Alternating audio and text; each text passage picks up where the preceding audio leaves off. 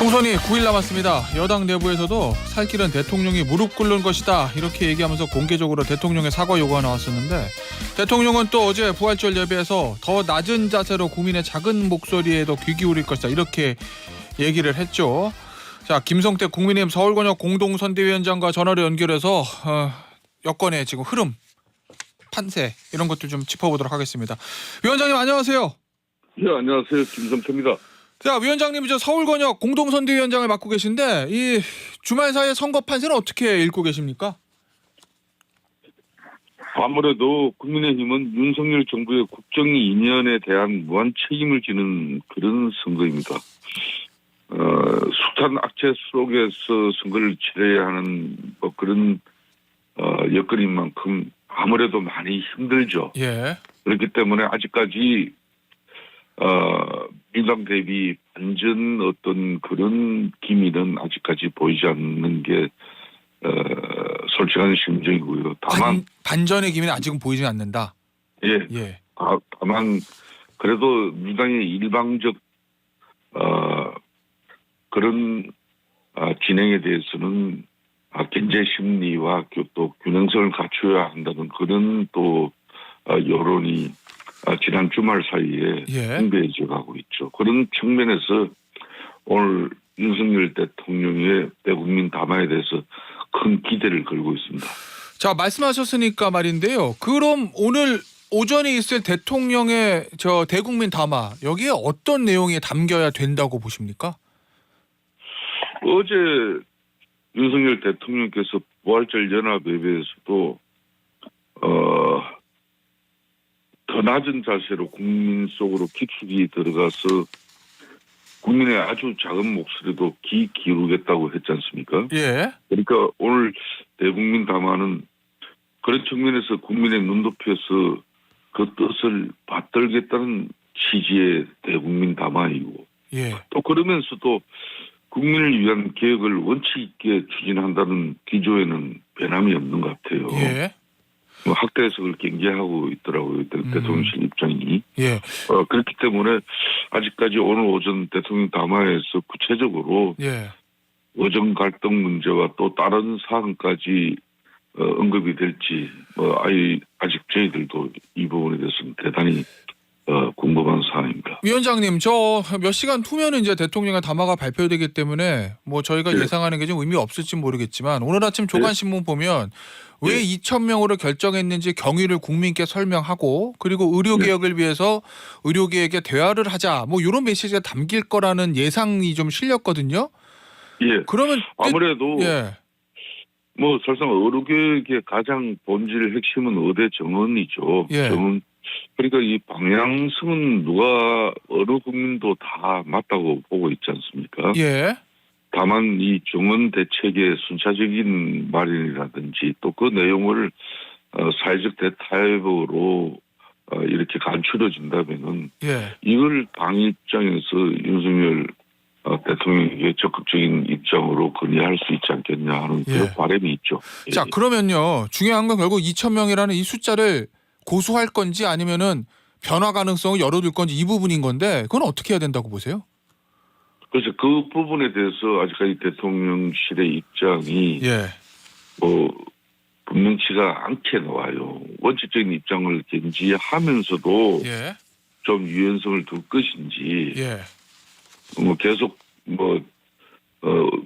지금 현재 교육부에서는 또 의대 정원까지 배정한 마당이니까 이거는 뭐 원칙대로 갈 수밖에 없다는 그런 입장으로 대국민 호소를 하실 건지 저희들도 많이 궁금합니다. 알겠습니다. 당 입장에서는 선거 치르기는 어느 게 좋습니까?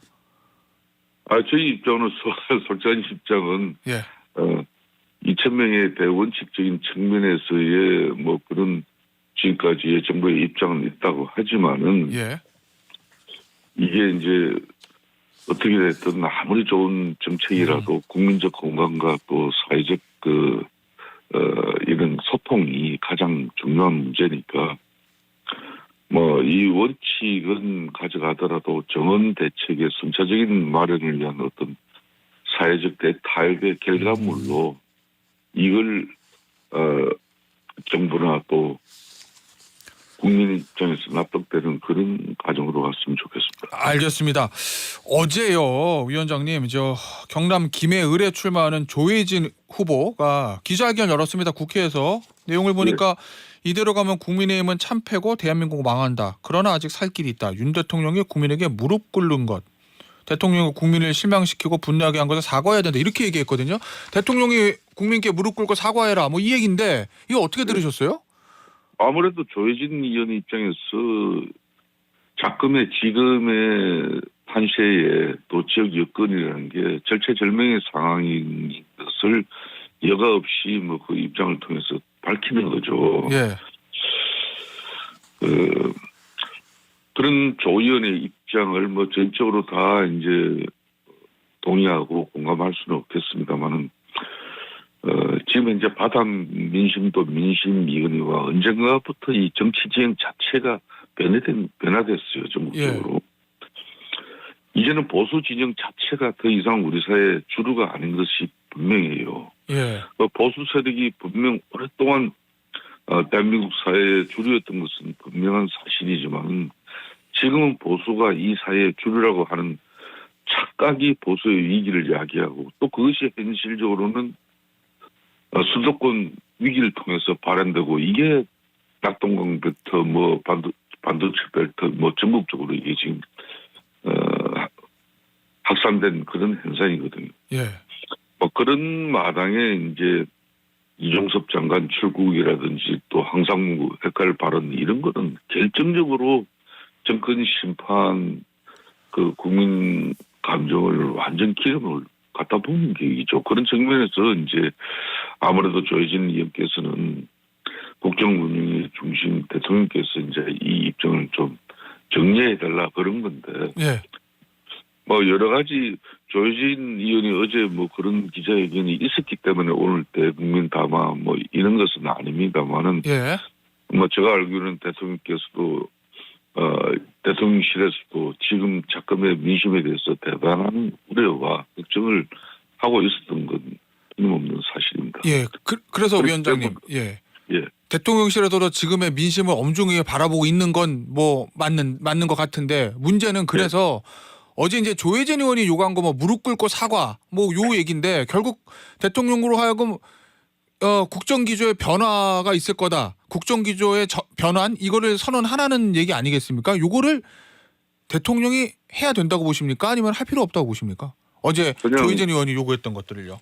그러니까 표현 자체는 뭐 지금 이제 무릎 꿇고 뭐 사죄하라 이런 식의 표현은 좀 강한 표현이긴 하죠. 본인으로서는 뭐 객한 입장이었던 것 같은데 꼭 그런 표현이 아니더라도 뭐 대통령께서 뭐 대국민 담화를 통해서 진정성 있는 일련의 여러 가지 사안에 대해서 진솔한 입장을 밝히면 되는 것이죠. 그리고 앞으로 잘하겠다는 그런 어떤 입장을 담으면 되는 건데 이 대통령실 입장에서도 고민이 지금 이제 선거를 불과 9일밖에 남지 않았는데 대통령실에서 이게 뭐 민생 토론회마저도 지금 다 중단했지 않습니까? 연례적인 뭐 의례적으로 연초에는 하는 것임에도 불구하고 민당 입장에서도 그걸 800조 900조 이런 뭐 국가 재정 남발하는 그런 민생 토론 이거 뭐 총선 개입이다. 그래서 결국 고발장까지 넣었잖아요. 그런 측면에서 대통령은 지금 국정운영 전반에 대해서 이 총선 시기가 되니까 참 전반적으로 언급하기가 참 어려운 사안이 많죠. 뭐 그렇지만은 뭐 지금 여러 가지 국민적 불편이나 또 많은 우려를 하고 있는 이런 의료 계획의 의대 정원 문제는 대통령실 입장에서 대통령께서 명확한 입장을 좀 대국민 호소를 통해서 밝히고자 하는 거니까 그건 지켜보고 국정운영 기조 부분에 대해서는 전반적으로 새벽부터 좀 변화는 가져가고 있는데 이게 총선과 맞물려서 아직까지 구체적으로 지금 대통령실의 어떤 그런 국정운영 기조나 뭐 정책이나 국정운영 방식이나 모든 부분이 지금 다 덮여가고 있거든요. 이런 부분이 좀 안타까운 현실이죠. 알겠습니다. 앞서 저희 수도권과 전반적인 판세를 제가 질문을 드릴 때 네. 반전의 계기가 있어야 된다 이렇게 말씀하셨잖아요. 그렇습니다. 예, 지금 뭐가 있어야 됩니까? 그럼 여당에서 반전 카드로 삼을 수 있는 게 뭐가 있겠어요? 지금 사전 투표까지는 얼마 남지 않았는데. 그렇습니다. 이제 이게 터닝 포인트에 모멘텀이 있어야 되는데 예.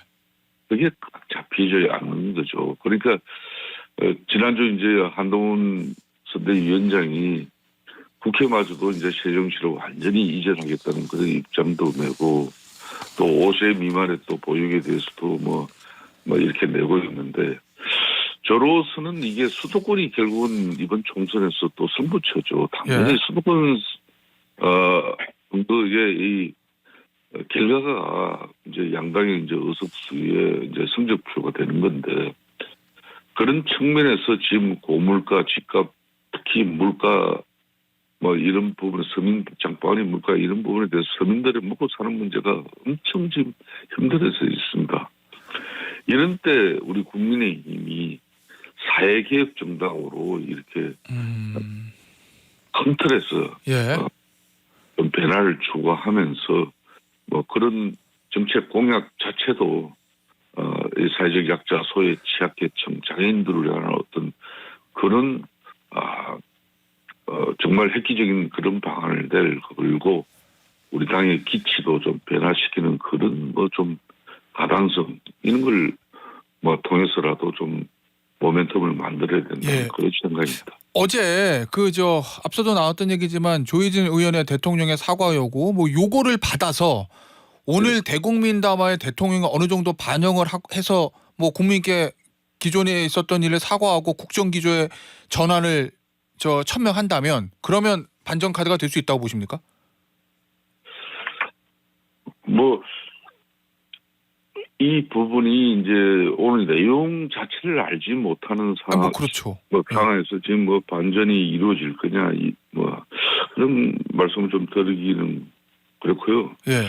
다만 윤석열 정부 국정 운영에 무한 책임, 이걸 뭐 우리 정부나 우리 당도 어느 한쪽도 자유할 수 없거든요. 그런 측면에서 국정 운영의 공동 운명체입니다.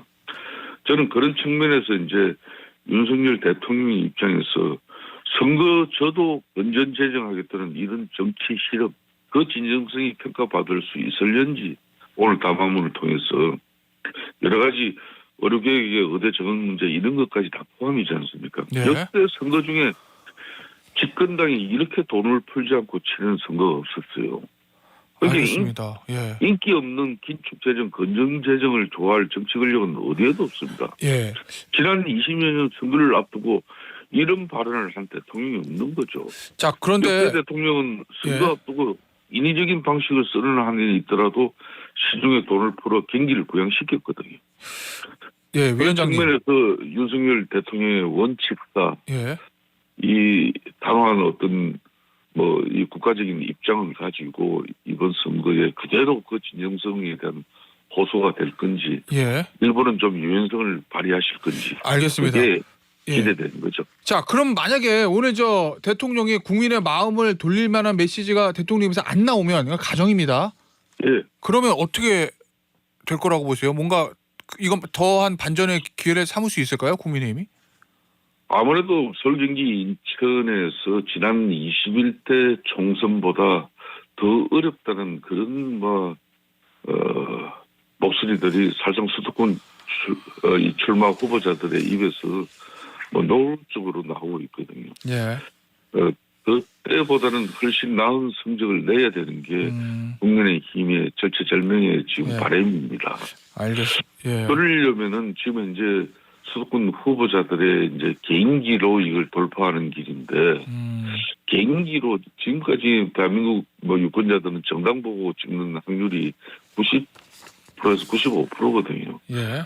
그런 측면에서 국민의힘 집권당의 면모를 준 그 모습으로 국민들께 신뢰를 확보할 수 있는 그런 당정 관계의 큰 변화의 목소리를 오늘 대통령께서 좀 내어주셨으면 하는 그런 간절한 바람이 있습니다. 알겠습니다. 다른 이슈 좀 보죠, 위원장님. 지금 보니까 민주당 후보들 중에서 주말 사이에 양문석 후보의 편법 대출 의혹, 그다음에 공영훈 후보의 편법 증여 의혹, 김준혁 후보의 막말 파문, 그리고 조국혁신당 비례대표 후보인 박은정 후보의 남편 정관용 논란 이런 것들을 지금 국민의힘에서 계속 공세를 펴고 있는데 어떻게 보십니까? 이거 선거 막판에 큰 변수가 될 수 있다고 보시는 거예요?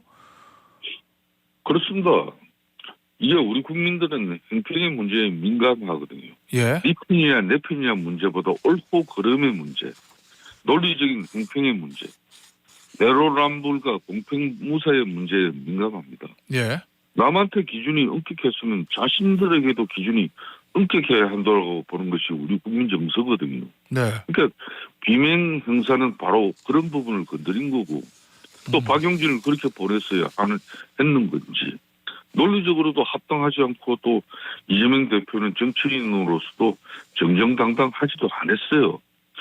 그저 자신의 정적들을 제거하는 그런 공천한 그런 입장입니다. 또 민주당이 정권 심판을 내서 개딸 전체주의 이런 문제들을 호도하려고 하고 있지만은 우리 국민들이 그렇게 호락호락한 분들이 아니죠. 네. 민주당과 이재명 대표가 손바닥으로 하늘을 가리고 눈 가리고 아우할 수 있다고 생각하면 착각입니다. 지금 이 양봉석 후보 같은 경우 이게 상식적으로 납득이 되는 해명을 하고 있는 겁니까? 자신 서초동 31억 집 사면서 뭐 비싼 좀 대부 뭐 그런 돈을 끌어 썼다고 해가지고 그 대부 이자 갚는 거 그거 아까워서 결국은 자기 딸 앞으로 편법 사업 명의 그런 대출 받아가지고 그걸 또 상환했지 않습니까? 이건 누가 뭐라 가도 아주 큰 뭐 엄청난 그 편법 대출이고 심지어 사기 대출이라는 그런 언론 보도도 나오고 있지 않습니까? 알겠습니다. 이런 상황을 놔두고 이걸 이재명 대표 입장에서는 뭘 지금 심판하겠다는 건지. 알겠습니다. 물론 저희들이 집권당이니까 예. 국정 운영에 무한 책임을 져야 되지만은 알겠습니다. 이종섭 출국 문제 이것도 알겠습니다. 뭐 해놓고 기국했지만은 공수처 보고 왜 신속하고 알겠습니다, 위원장님. 결과 내라고 이야기하지 않습니까? 알겠습니다, 위원장님. 예. 시간 관계상 오늘 인터뷰는 여기서 마무리해야 될 것 같습니다. 그리고 지금 저 양문석 후보 문제에 대한 반론은 잠시 후에 민주당 김민석 총선 상황실장에게 들어보도록 하겠다는 말씀드리면서 오늘 국민의힘 김성태 서울권역 공동선대위원장과의 인터뷰는 여기서 마무리하도록 하죠. 위원장님 감사합니다. 예, 감사합니다.